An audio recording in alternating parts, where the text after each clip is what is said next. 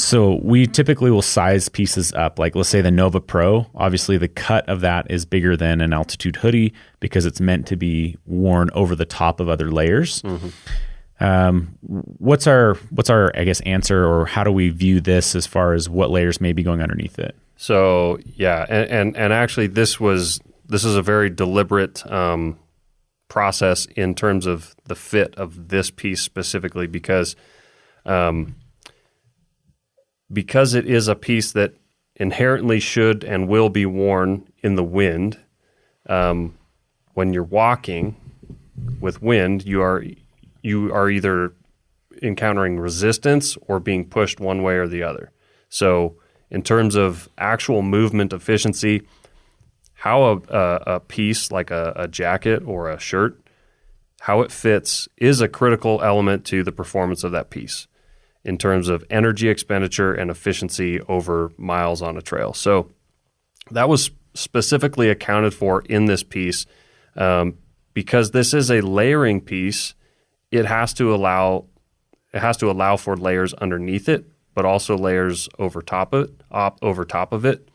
But when used at the minimal number of layers, i.e. over a base layer like you're wearing, if someone is putting on the Nebo Windbreaker over top of that and that's it, if there's too much room for layering, they're going to be walking with a wind sail, and now they're less efficient. It's going to have more energy requirement on their physical effort, and so it also allows for air to funnel up underneath it.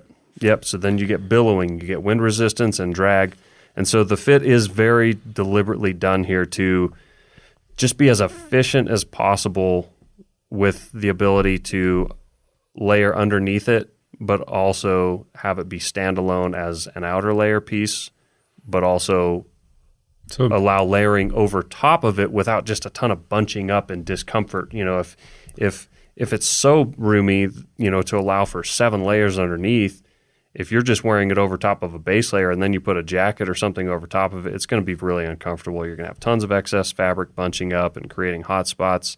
So it is more on the athletic side of fit, but it does allow for layering over top of multiple layers, including if you were to put it over, like, say, a Vario jacket or a Ventus hoodie. It will totally accommodate that.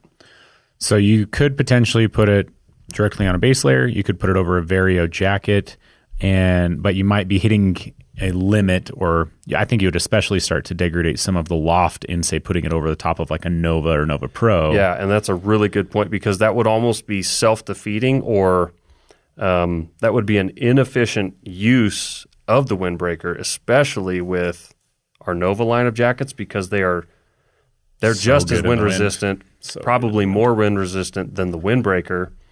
So it makes no sense to put a Windbreaker over top of a Nova Pro, but it totally makes sense to put a puffy jacket over top of a Windbreaker.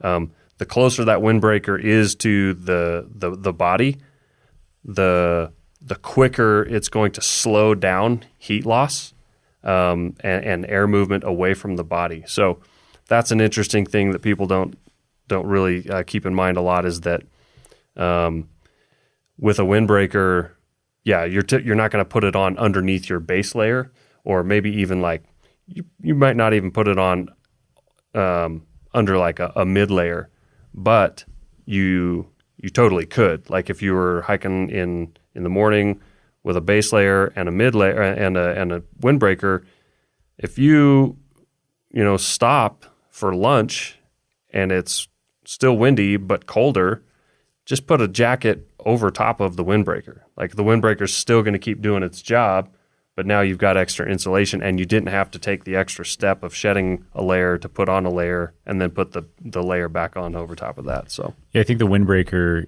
gets categorized as a piece that would be an outer layer every time. And while that is most of the time how you end up using it, it is not a requirement. And Brigham especially tested this pretty extensively, where he would often layer things over the top of the Windbreaker rather than taking the Windbreaker off, putting on an insulation piece, and then putting the Windbreaker back over the top of that. He would just simply put an insulation piece over the top and then take it back off when we started moving again. And so he asked me to kind of do the same, and others in the office, and there's a noticeable warmth increase by just leaving that on. Yeah. And it's a really interesting way to use it, but it adds to that versatility, the massive range of time that you could use or have to keep this jacket on your body. Yeah. So, so as far as fit goes, I think that covers it. I would say, like,